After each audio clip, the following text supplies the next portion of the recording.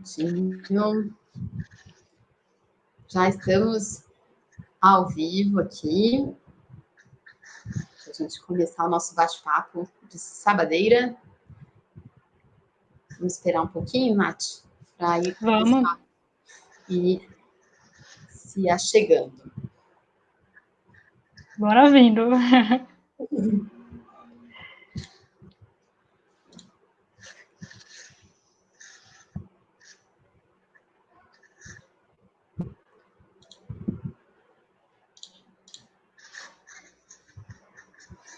Hoje, o professor Jacques está aí também. Olha, pelo menos a gente mata um pouco essa saudade virtualmente, misericórdia, hein? Se eu pudesse, eu abraçava e esmagava todo mundo. De tanta saudade que eu tenho. Sabe aquela felícia? Né, que esmaga? Não dá. Acabando a quarentena, a gente faz um super abraço. Nossa, é verdade. Vamos fazer um abraço coletivo, né? Vamos fazer um piquenique. Vamos. Vamos fazer um piquenique. Nossa, a lista de coisa que a gente quer fazer, né? Depois que a gente puder fazer, né? Se encontrar, só tá que aumenta. Né? Tá que aumenta. A gente vai esperar um pouquinho, gente, para a galerinha entrando. E aí a gente começar daqui uns minutinhos.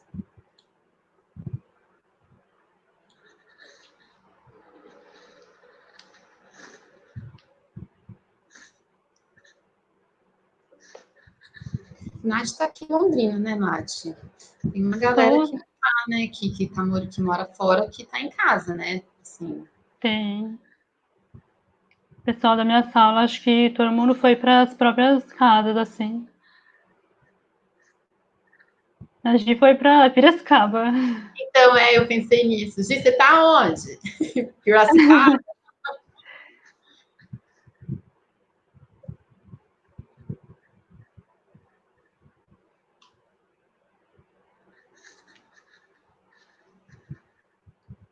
Aqui.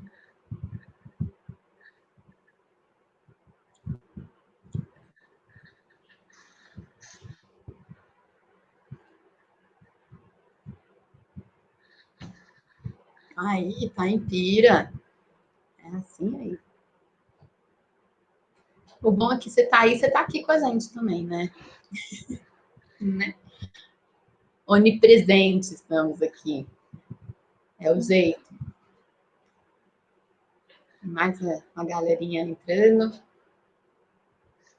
Você vai mudar para Pira, então? Uia! Tá bom. Vamos fazer um bota fora virtual. Uma live de...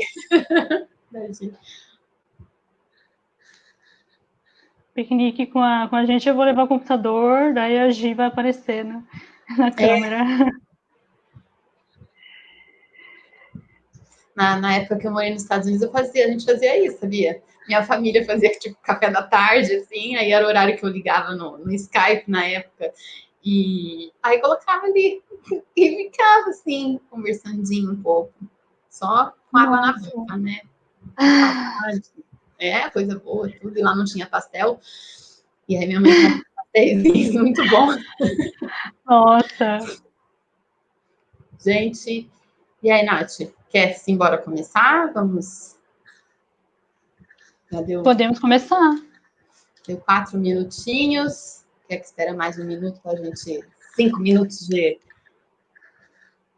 como fala? De tolerâncias. Sim. Então vamos aguardar mais uns segundos aí. Se eu lá, me deu vontade. Preparando, né? Hidratação. Na verdade, você vai falar mais, né? Por isso que tem que aí 1 litro de água. É. Não, tá muito quente aqui. Aí também tá quente na sua casa? Quente? Sim. Sim, nossa. Tô com o ventiladorzinho ligado.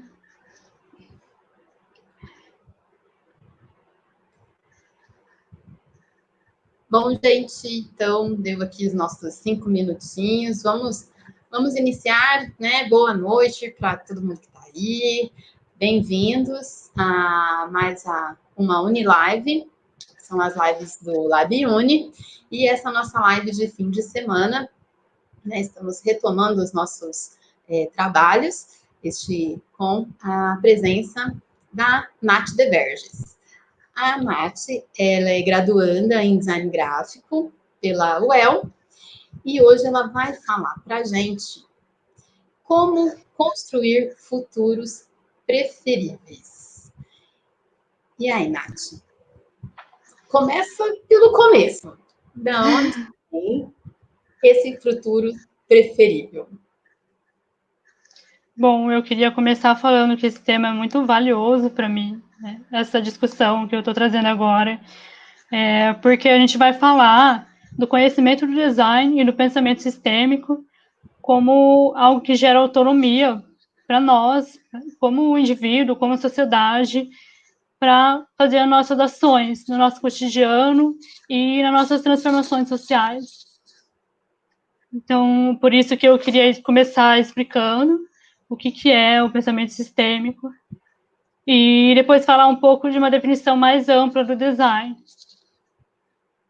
Muito bom. Então, acho que a gente vai aprender bastante, né? Esse tema, né? Essa questão do futuro preferível, né? Então, da onde que vem essa construção de um futuro preferível? Esse tema futuro, essa expressão futuro preferível, eu nunca tinha ouvido falar antes, né? Mas eu achei muito bom, né? Porque eu comecei a pensar, falei, cara, é o que eu prefiro, né? É o que eu escolho, né? Tipo assim, fala um pouquinho. Basicamente, é sobre a gente se deparar com uma situação em que a gente percebe que isso existe e a gente não tem muito controle sobre ela, mas ter a atitude de pensar, ok, estamos diante disso, né? Por exemplo, a pandemia, estamos diante disso. O que a gente pode fazer? O que eu posso fazer dentro do meu possível para tornar essa situação algo que eu prefiro?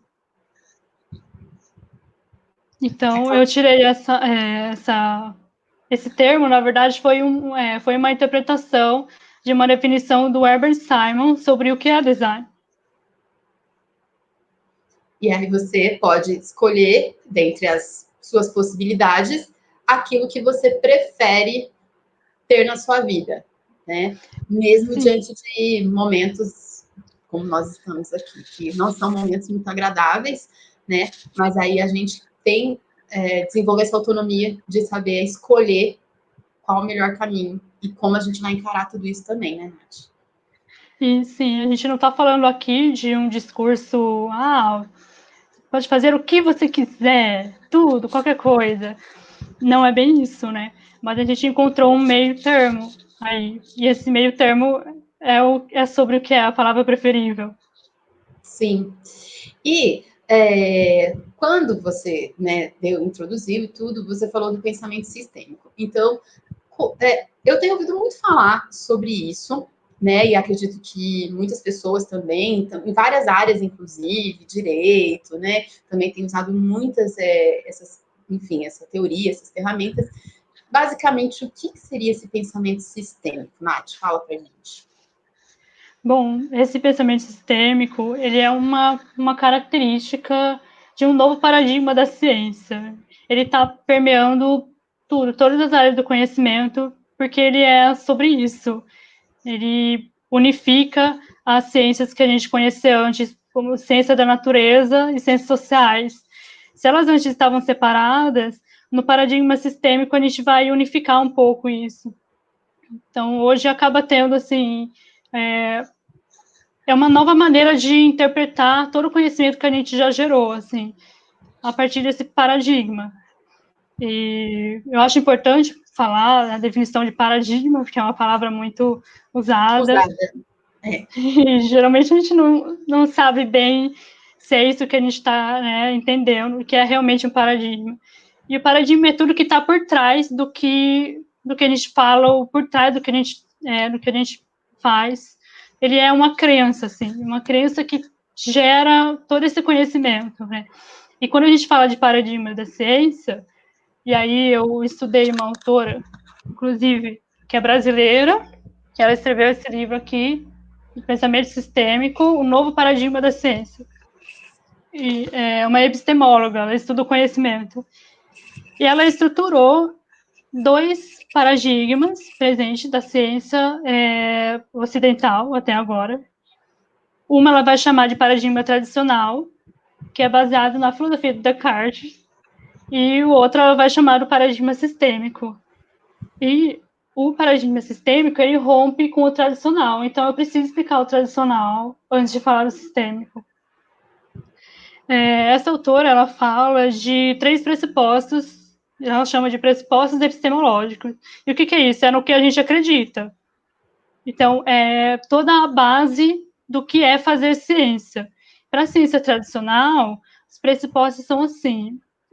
O primeiro deles é a simplicidade. Então, para entender o mundo, assim, os cientistas tradicionais, eles perceberam o mundo é tão complexo, é tão difícil, vamos simplificar para tentar entender.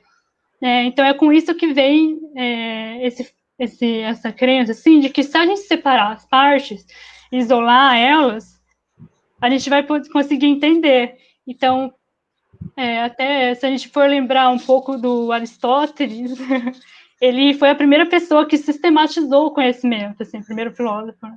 Ele pegou as coisas, assim, da natureza, separou elas e colocou em caixinhas. Então ele falou assim, isso aqui é um animal com duas pernas, esse é um animal com 4 pernas.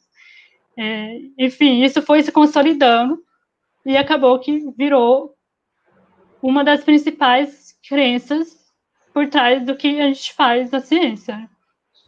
O segundo pressuposto, que também é muito importante, é a estabilidade. Então, quando um cientista tradicional está fazendo a pesquisa dele, ele está acreditando que o que a gente está enxergando na natureza, esses fenômenos são estáveis, eles não vão mudar de um dia para a noite, do nada, aleatoriamente. Então, aí começa a pensar na previsibilidade das coisas, né? A gente tem previsão do tempo, né? A gente tem previsão de bolsa de valores. Previsões são previsões, né? Às vezes não tá certo. Então, exatamente, mas existe essa crença de que, por exemplo, se eu estudar o comportamento de um determinado fenômeno, eu posso, de repente, prever as possibilidades do que vai acontecer depois, né? Okay. Justamente a partir da separação das partes, de colocar em caixinhas, aí a gente vai tentar entender como elas vão se comportar e como elas podem se comportar depois, assim. Juntamente com isso, a gente tem uma tendência que é de controlar também. Então, a estabilidade também fala sobre controle, porque eu separei os átomos, eu separei as moléculas, agora eu vou manipular eles, encaixar em outros lugares para criar o que eu quero. Tem muito disso, assim, de economia, né, o que a gente viu da curva a curva da saúde, da pandemia, né? A gente precisa controlar ela, precisa achatar a curva. Isso é uma dessas. O que está por trás disso é justamente essa estabilidade. O terceiro. Né, busca da estabilidade, né? Que a gente quer ter controle, entendeu? Eu acho que essa é a ânsia, né? Tá. Uhum. E aí o terceiro pressuposto é o da objetividade, que eu acho que é o mais conhecido. Assim. Quando se fala em fazer ciência, o pesquisador precisa se afastar do que ele está estudando. E, assim, começou com o pensamento de que o que a gente entende por verdade e o que a gente entende por opinião é diferente. Né? Uhum. Então, tem essa intenção na hora de distanciar o pesquisador do seu objeto de estudo. E aí, acaba que isso cria um distanciamento entre o ser humano e a natureza, como se a natureza fosse uma coisa que tivesse um comportamento diferente do ser humano. É como se o ser humano não fizesse parte da natureza e quisesse analisá-la, né? Sim. Aí você já está falando de uma perspectiva que é sistêmica. Não aguento sempre. Tá, vou deixar você falar. Não tem problema nenhum, né? E o que eu vou começar a explicar agora é justamente isso.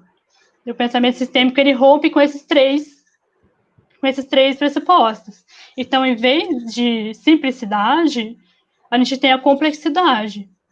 Em vez da gente isolar um objeto do seu contexto e estudar ele só ali dentro, a gente vai estudar as coisas na sua relação com as outras. Porque o pensamento sistêmico reconhece que, por exemplo, eu, Natália, quando eu estou em casa, eu tenho um comportamento. Quando eu estou na faculdade, eu tenho outro comportamento. Quando eu estou na rua, é outro comportamento. Então, eu não deixei de ser eu nesses três lugares diferentes, nesses três contextos diferentes. Até mesmo ao longo do tempo, né? A gente muda ao longo do tempo também. Sim.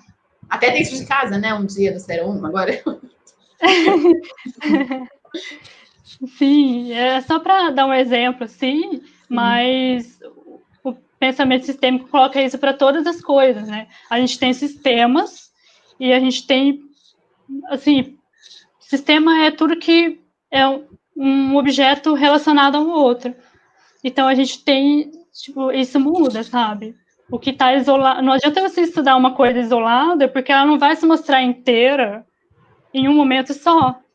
Eu sou inteira nesses três contextos que eu exemplifiquei, sabe?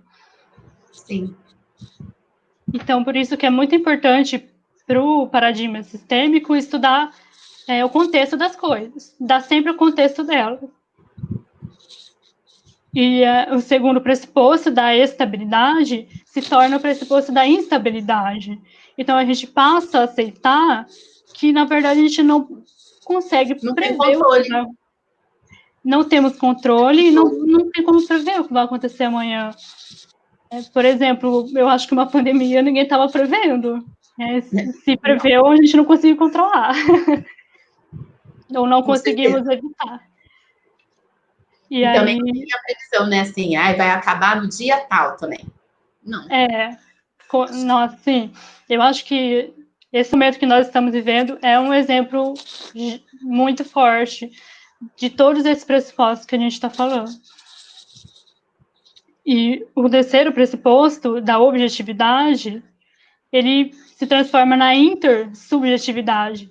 Não é só subjetividade, não é só o oposto disso, é a intersubjetividade, porque a gente tem a convivência de vários pensamentos no mesmo tempo, no mesmo lugar.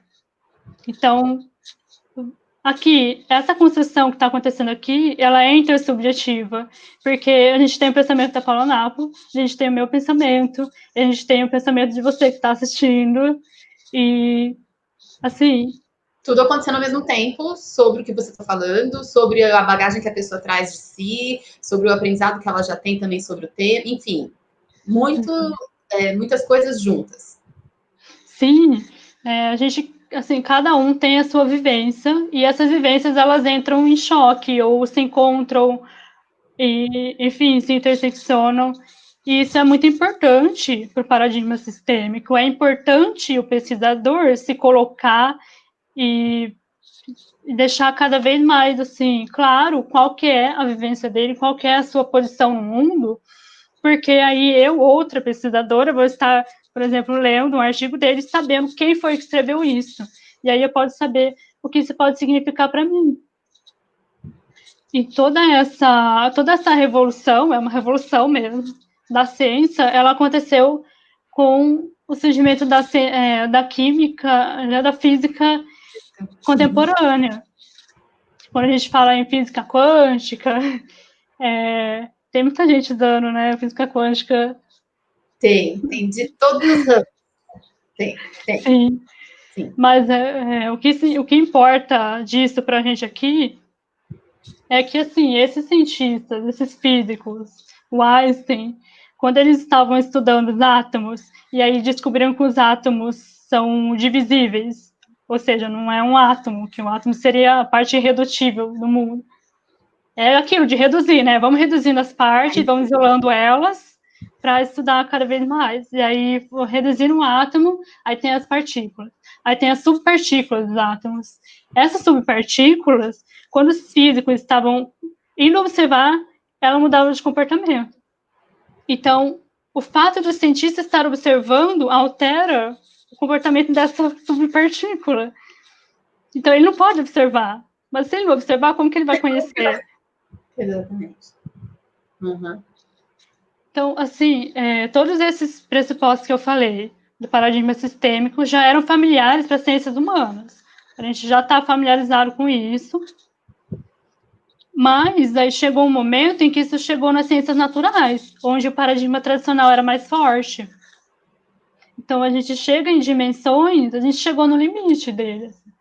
Então, hoje, a gente está começando um momento, assim, completamente novo, completamente... Tudo está convergindo para isso, né?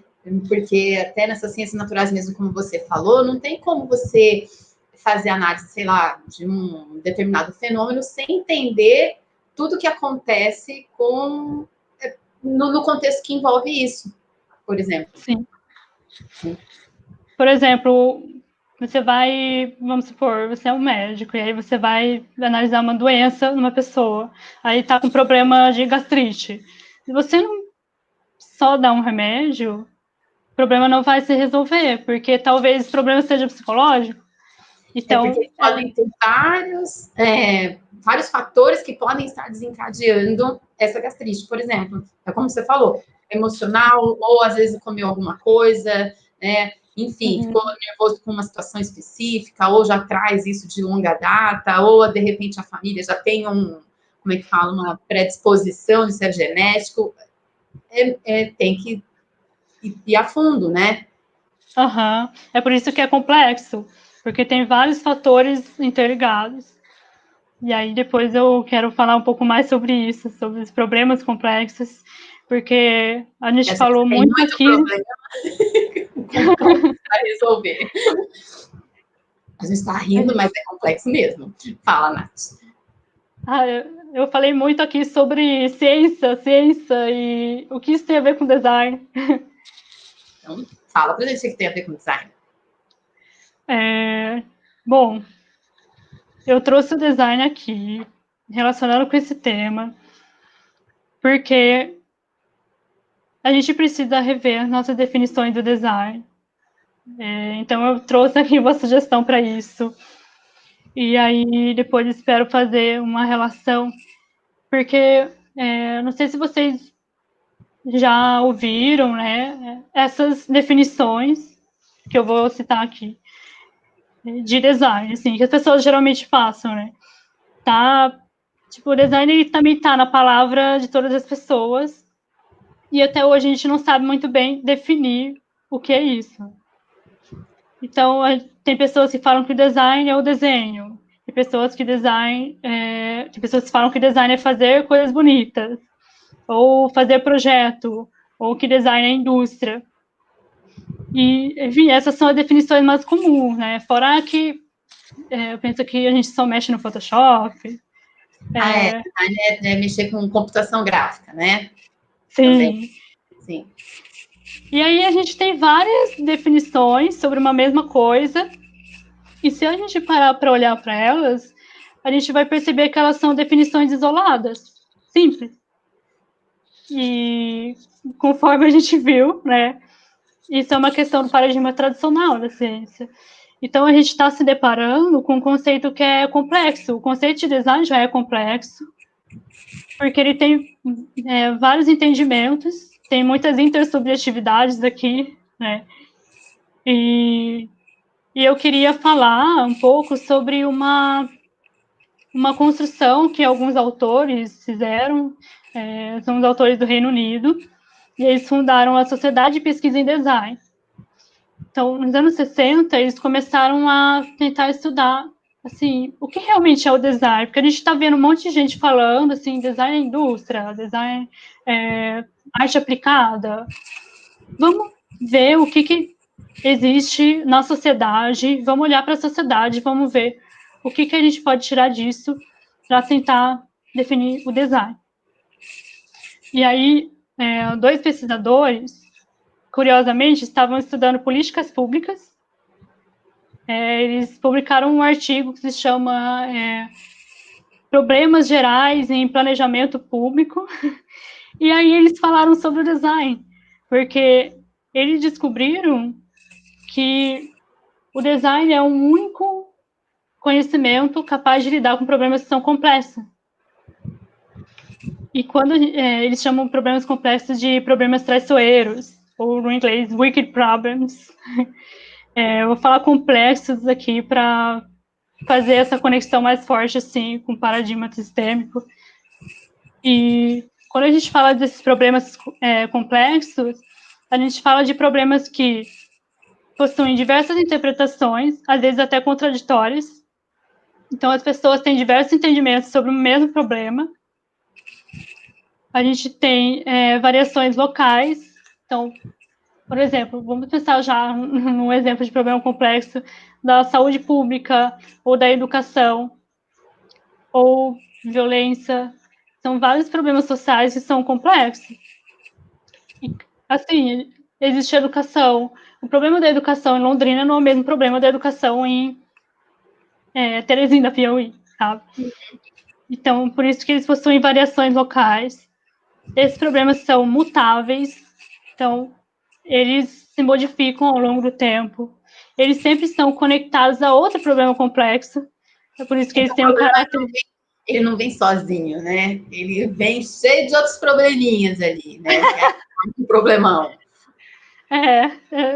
São vários problemas que, na verdade, é um problema só, mas são vários problemas também, basicamente. Sim. O paradigma sistêmico tem muitas dessas frases contraditórias, são contraditórias, mas existem.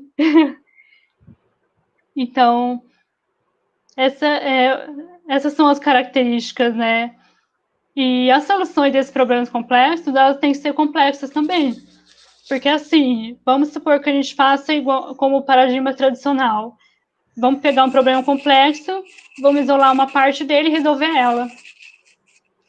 O problema vai se canalizar para outro lugar. Esse é o comportamento desse sistema. Então, a gente não pode trabalhar com soluções isoladas. As soluções, elas viram, entre aspas, soluções, porque não resolve o problema por inteiro, né? Não tem como fazer realmente isso. Então, em vez de usar um certo e errado, a gente usa uma solução melhor ou pior. E é isso que o design tem a ver.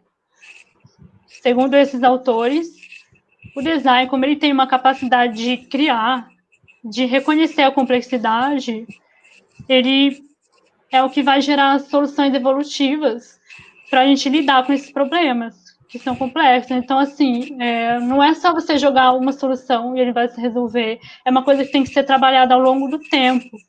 Por isso que eu falei solução evolutiva. A gente não vai... por conta do contexto que você também já falou, né? Hoje a solução que a gente tem é isso. Aí passa-se um tempo, às vezes muda um contexto, muda algum outro aspecto, já tem que ser revisto isso também. Isso, o problema muda. Como a gente falou, ele é mutável. E aí, como lidar com isso, né? Com todas essas interpretações contraditórias, com todas essas variações. Eu acho que a gente precisa reconhecer que a gente não está sozinho nisso, né? Não é só uma pessoa que vai resolver com uma medida. Então, por isso que quando a gente fala do design, a gente fala de gerar soluções que são autônomas, coletivas, sustentáveis. A gente vai gerar condições para que a sociedade saiba lidar com esses problemas. E nisso, a vivência de cada um é muito importante.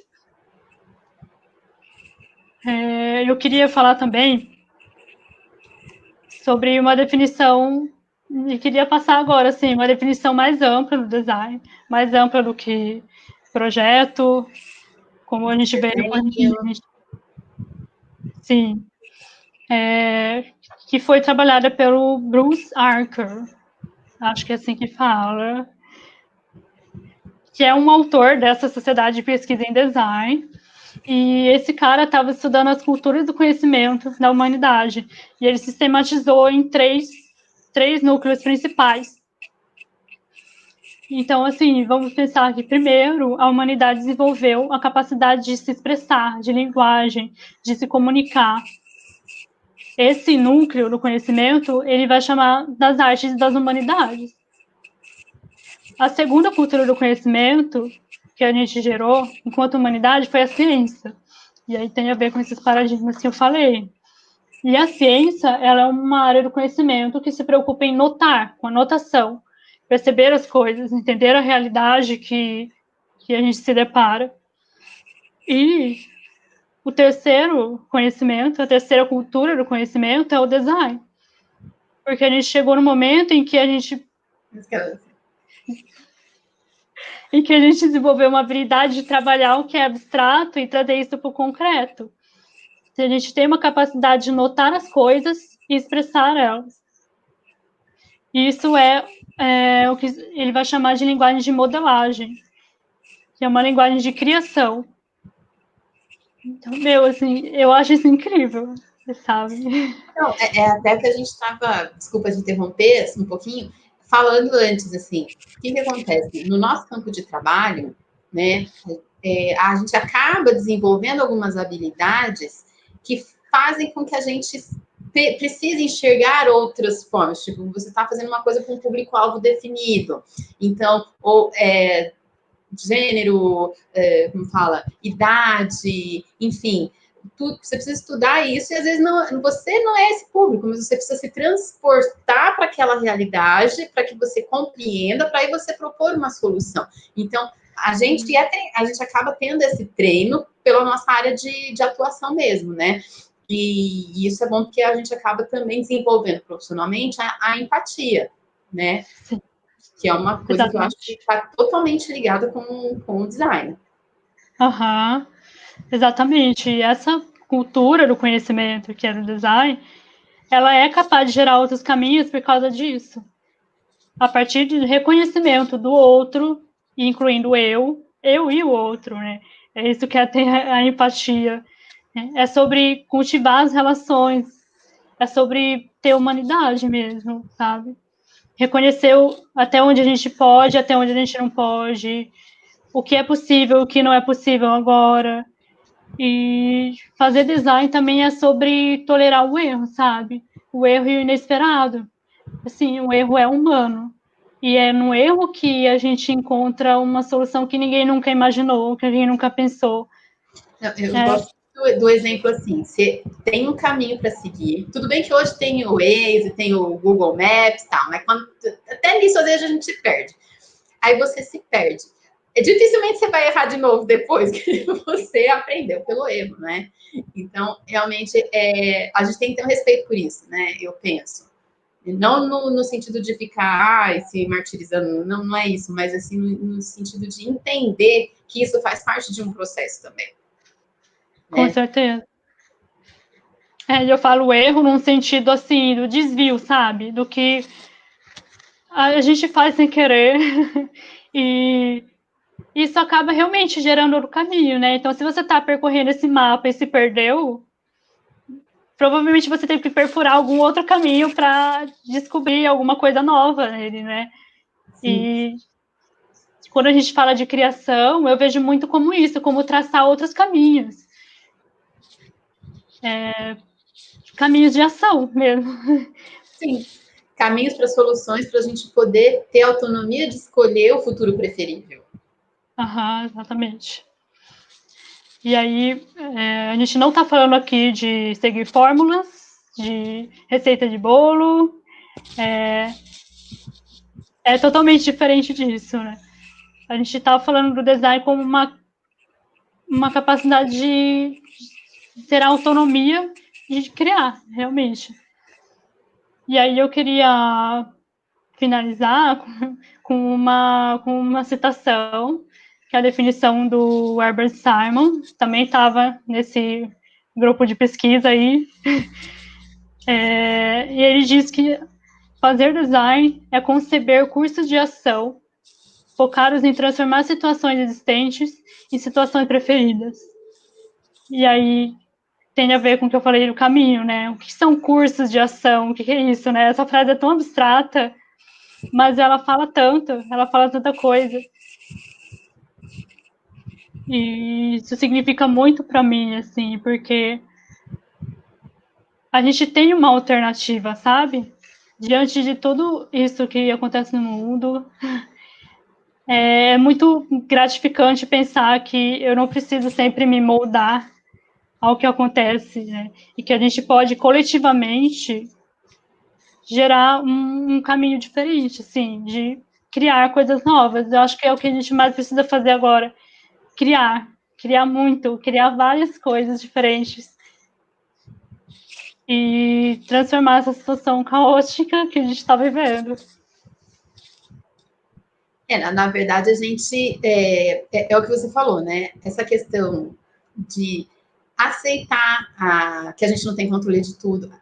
Como a gente está nesse mundo de pandemia, isso veio assim, vum, né? Foi imposto para a gente uma coisa muito maior do que a gente tem controle. Então, vem trazer até uma coisa meio assim, a nossa insignificância com relação a tudo, né? Mas não de uma forma, eu penso assim, da insignificância, não de uma forma assim, tipo, deprimente, falando, sabe? Assim, sou insignificante. Não, para entender e aceitar que a gente não tem controle e que isso não é ruim, entendeu? Isso dá para a gente a possibilidade de pensar, refletir outras soluções possíveis, né? Que às vezes não é o que se apresenta hoje, o que às vezes já se apresentou, hoje já não serve mais, né? Então, eu acho que fazer esse movimento de reflexão é uma coisa que a gente precisa fazer isso constantemente para que a gente, de fato, sobreviva, né? E lógico, né? Não estou falando, repito, né? Não é aquele pensamento desorientado, né? De desespero. Muito pelo contrário. Eu acho legal esse tema, Nath, a forma como você colocou aqui, como quem diz assim, gente, é possível, tem solução, né? Estamos aí. Então, esse otimismo, né? Baseado realmente assim nessa reflexão, nesse entendimento, nessa consciência de tudo que nos cerca e o papel que a gente tem em todo esse ecossistema, que é aí que é o ponto, né? Quando a gente fala em autonomia, isso é muito forte, né? Nós precisamos realmente de pessoas que tenham autonomia sobre si, sobre seus sentimentos, sobre a sua vida. Quanto mais a gente valorizar isso, mais a pessoa ela vai estar bem consigo mesma, né? E vai poder dar o seu retorno para todo um contexto de uma sociedade, né? Ela não vai se adoecer, digamos assim, né? E a questão do erro também que você falou é muito bacana, porque quando a gente começa a estudar mais, né? Por exemplo, é uma coisa às vezes meio frustrante para um pesquisador quando ele tem alguma hipótese na pesquisa dele e a hipótese não dá certo, né? Aí ele fala, eu queria tanto que essa hipótese tivesse... Tá. Só que isso não é ruim, porque ele descobriu que por ali não é o caminho. Entendeu? Então, na pesquisa, a gente vê muito essa questão do erro que não é erro. Então não é por aqui que eu vou seguir, né? Então, é mais ou menos por aí. Então, tudo eu penso que são oportunidades de você estar trilhando e estar buscando novas soluções, né? Mas você é muito otimista. Eu sou mesmo, gente.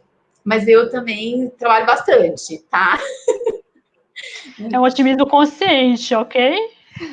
Para a gente poder também ter ânimo, né? Ter uma motivação. Né? E esse pensamento sistêmico eu acho bacana também, Nath, me corrija se eu estiver errado, hein? Ele não vem para falar, o que vocês estudaram até agora não presta. Não, na verdade, ele não dá uma negativa, entendeu? Ele vem para complementar o que já existe. E isso é um outro tipo de pensamento que nós da humanidade precisamos desenvolver também, né? Parece que a gente tem aquela coisa, isso é certo ou errado? Isso é não sei o que, não sei o que. Ou eu vou por aqui, ou vou por aqui. Calma. Vamos pensar? Vamos pensar, né? Que aí vem para complementar, vem para trazer esse lado humano que a gente não vem para dizer que a gente vai estudar a natureza na qual nós estamos incluídos na natureza. E não, a gente vai estudar uma natureza onde a gente é só observador, né? Isso não existe. Na prática, isso não existe, né? Sim, e justamente a Maria José, que é do livro que eu me baseei, ela diz que agora existem ciências humanas da natureza. É uma única ciência, a ciência humana da natureza. Que é uma aglutinadora, seria isso? Isso. Então, ao invés da gente negar o que já foi construído, a gente está se apropriando disso, ampliando o significado, dando contexto a ele. E aí você acaba... E aí você acaba estudando maior essa complexidade e conseguindo, às vezes, ter, de fato, um olhar real, né? Exatamente. É o que a gente quer dizer toda hora quando a gente fala, tenha consciência. O que é tomar consciência? É descobrir o que tem além. E a gente está descobrindo. Eu acho ótimo isso. Precisou uma pandemia, gente, misericórdia. Tô brincando. Mas é exatamente o que eu entendo por missão da minha vida, assim, levar o conhecimento do design para as pessoas, porque eu acredito que quanto mais pessoas souberem dessa cultura, dessa competência, mais a gente vai ter autonomia para construir a nossa sociedade, porque assim, é a gente que faz as coisas que a gente faz, sabe? Foi a gente que construiu o que existe hoje. E aí, o que é construir de maneira consciente? É ter consciência disso, né? Das várias perspectivas, que é muito difícil de dar, né? A Ana Luísa comentou. Eu estava esperando você falar, mas já que você está aí, você quer ler? Já vou linkar aqui. A Ana Luísa comentou, minha orientadora. Nesse momento, esse terceiro da intersubjetividade tem sido de uma complexidade imensa, por conta também da dificuldade de compreensão das diferentes visões de mundo. E sim. Cara, é difícil. Que assim, né? Não, ó, imagina, você, sei lá, a humanidade, por muito tempo, tem os paradigmas, que você explicou muito bem, Nath. Então, vem nessa onda com esse pensamento já lá grudado lá dentro, né? E aí, para parar para pensar, opa, peraí, existem outros mundos, existem outras visões, né? Assim, é que, na verdade, a gente fala de consciência, de refletir, de pensar, mas isso também dá trabalho, né? Digamos assim, você querer ampliar, né, a sua consciência é uma... Como é que fala? É você que escolhe. Se você quer ou você não quer.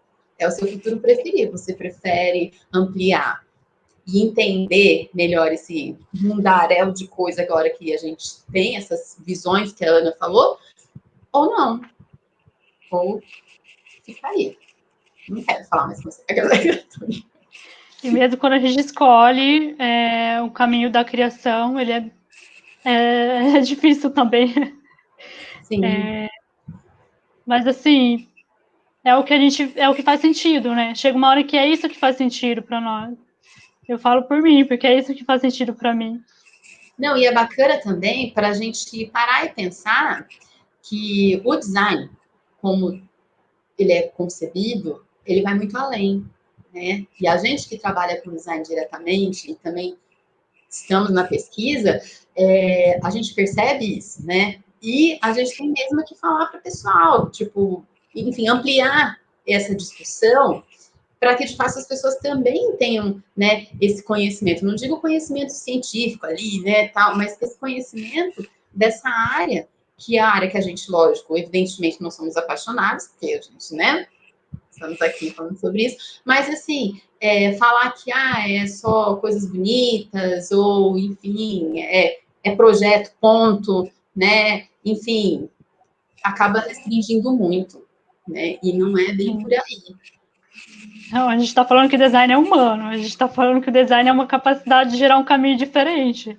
Exatamente. É o questionador, né? Quando toda vez, eu já devo ter falado isso para a sua turma também, que eu falo, né? Eu brinco que aconteceu algum problema, tem o designer, super designer, o solucionador de problemas, né? Então, eu brinco com isso, porque logo que você se vê na universidade, por exemplo, né, você fala, né, qual é o problema, né? O que você tem que solucionar, né? O que você vai criar para melhorar a vida, né? Para melhorar a qualidade de vida daquelas pessoas, né? É um sistema, é uma sinalização, né? Então, qual que é o projeto? Então, é muita coisa, né? É muita coisa. E é totalmente humano, não tem como dissociar, né? Uhum. Exatamente. A Ana falou, a Ana deu coração também para nós, e até porque o humano precisa lembrar que é parte da natureza, que é o que a gente falou também, né? Uhum.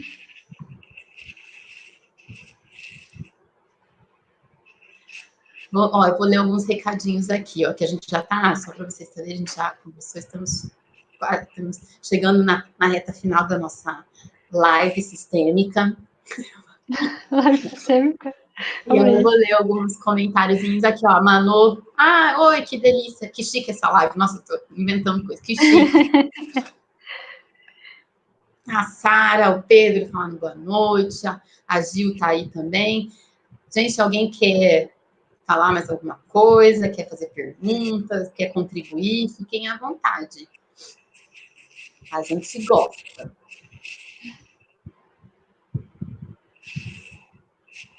Você falou, Nath, que nessas reflexões, enquanto o pessoal vai falando, você ia deixar uma provocação para a galera dormir em casa, nessa noite de sábado, uma provocação. Tem que deixar a provocação, né? A menina pesquisadora, ela pergunta, cheia de questionamento, pensa que ela vai ficar sozinha nessa? Aqui o negócio é compartilhar, entendeu? Então, vamos compartilhar as dúvidas para todo mundo ser criador de solução agora. Isso, é isso que eu quero. Vamos gerar perguntas, porque perguntas movimentam a gente. Eu queria perguntar para vocês, quando em alguma situação da vida de vocês transformaram uma situação existente em uma situação preferida? Vamos ver. Gente, para aí para pensar.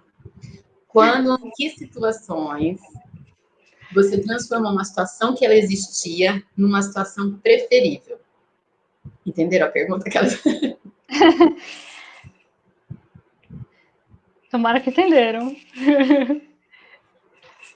Explica a pergunta, Nath. Ou fala a sua resposta. Olha eu, né, já querendo. Eu acho que eu vou falar a minha resposta. Eu acho que vai ficar bem claro. Eu tô pensando aqui na minha. Ótimo. Gente, eu acho que só estar aqui falando sobre design, falando sobre paradigma sistêmico, entrando mais nessa dimensão filosófica, teórica, eu já estou transformando uma situação que era existente e agora não é mais, porque já chegou uma situação que eu preferia. Mas, assim, no campo do design, por vários motivos estruturais e complexos, a gente não tem muito trabalho assim teórico, muito pensamento teórico, a gente tem muito para andar ainda, tem várias coisas assim, conhecimento das humanidades que dá para fazer relação com o design. E eu percebi isso, sabe? Como se fosse, eu senti como se fosse uma falta.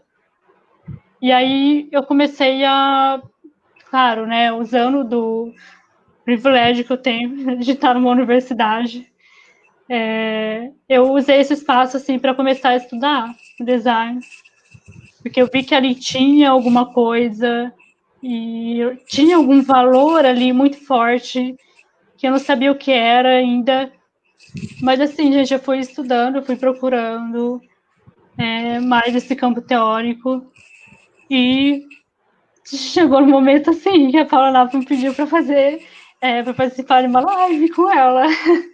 Então, isso me deixa muito feliz, assim. Eu acho que o estudo e o conhecimento, a gente não pode guardar só para si. Eu vejo que conhecimento é uma coisa para ser compartilhada e construída, né? É uma coisa que a gente constrói em conjunto, assim. E aí eu sou muito grata mesmo com todas essas pessoas que também me ajudaram a construir isso. Queria agradecer, Paulinha, por ter me chamado. Quero agradecer a Ana Luísa, que a Ana Luísa ela é professora do Departamento de Design Gráfico, e ela está orientando o meu TCC. E a gente está, assim, no grupo de pesquisa desde o meu primeiro ano, repensando o design, pensando sobre esse pensamento sistêmico.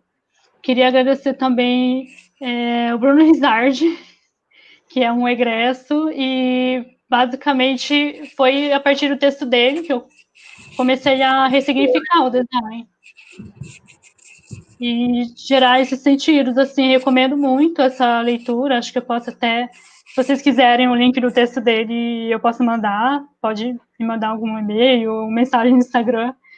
Eu ponho lá no ar. Legal. Eu acho que é, assim, imprescindível. Quem estuda design, eu recomendo que leia, com certeza. E é isso. Tem várias outras pessoas, mas eu gostaria de deixar esses 3 aqui em especial. Eu que agradeço, Nath, porque isso que você falou, eu assino embaixo, né? Também concordo super que o conhecimento ele tem que ser compartilhado. A gente estuda bastante, então, assim, né, não falando, nossa, mas assim, poxa, vamos conversar sobre isso, né? Vamos trazer o que você contribui, o que eu sei, o que eu não sei e que eu quero aprender, entendeu? Então, eu acho, assim, que é fundamental total, tanto é que, né, é uma das propostas do Lab Uni, esse compartilhamento, e, enfim, e essa questão que a gente trouxe, né, do pensamento sistêmico, porque é o que a gente acredita também que seja o norteador, né, dessa nossa, principalmente agora falando de design especificamente, dessa filosofia do design. Como você mesmo falou, a gente ainda estamos, né, uma área muito nova, estamos teorizando, né, passo a passo. Então, assim, é muito produtivo esse tipo de conversa, são muito produtivos as nossas leituras e a nossa indignação, né, o nosso inconformismo, né, e é engraçado quando fala, né, inconformismo já vem aquela coisa de revolta, mas não é isso. Essa energia do inconformismo que habita as nossas almas inquietas, que eu, você, a Luísa, enfim, né, quem se identifique com isso, faz com que a gente não pare de pensar. E o nosso pensar não é um pensar que sucumbe. O nosso pensar é um pensar que, assim, tá bom, mas pera lá. Se eu tô sabendo isso, e o problema é, eu vou ter que fazer alguma coisa. E aí, se eu não sei fazer sozinha, eu vou chamar alguém que saiba. Ô, Nath, e aí, o que você está estudando? Vem cá, vamos conversar aí sobre isso. Entendeu? Então, assim, não é demagogia, mas é literalmente a diferença que eu quero fazer nesse mundinho. Ou melhor, a diferencinha no mundão, né? Então, né, até uma amiga minha, que também é designer, a Litéia, beijo, Li, ela que, né, ela falou assim, não, mas porque eu sou inconformada. Eu falei, amiga, então segura esse inconformismo e vamos transformar isso em energia positiva para trazer essas reflexões e trazer essas pesquisas e trazer essas filosofias, enfim, para a gente melhorar. E também, assim, né, independente da academia, na nossa vida prática, né, no nosso dia a dia, porque isso é muito vida, né, isso é muito resolução de problemas, é vida, entendeu? Todo dia você tem alguma coisinha que você vai ter que resolver, né? Então, era essa a mensagem também que eu queria deixar para todos vocês, e mais uma vez agradeço a Nath, agradeço a todo mundo que está aqui, que acompanhou a gente. A Ana está falando que agradece por estar desde a primeira série comigo, te orientar numa construção de conhecimento. Gostei. Parabéns, meninas. Que Deus conserve. Então, é isso, gente. Alguém quer responder a pergunta? Ana Luísa, vai. Responde a pergunta aí que a Nath fez para a gente. Vamos, Ana. Qual que era a pergunta mesmo? Qual a pergunta? A pergunta é: em qual situação da sua vida você já transformou uma situação existente em uma situação preferida? No seu cotidiano, na sua história. Não precisa ser nada complexo, gente. A Nath falou tanto de complexidades. Não, eu aprendi a fazer um bolo. Tudo bem, não tem problema. Tá?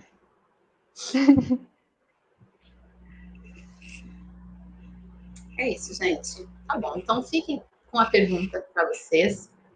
Reflitam sobre isso. Né? A gente vai estar disponibilizando para vocês essas referências que a Nath falou. Tá bom? Mais uma vez agradeço, Nath. Agradeço vocês pela presença.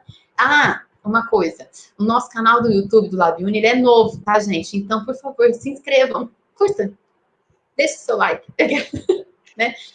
Curta, se inscrevam lá no nosso canal para vocês acompanhando também as próximas lives e os próximos conteúdos que nós vamos disponibilizar. Beleza? Beleza? Tá. Obrigada. Grande beijo, Nath. Cuidem-se, por favor, todos. Fiquem bem. E boa noite. Beijo. Boa noite, gente.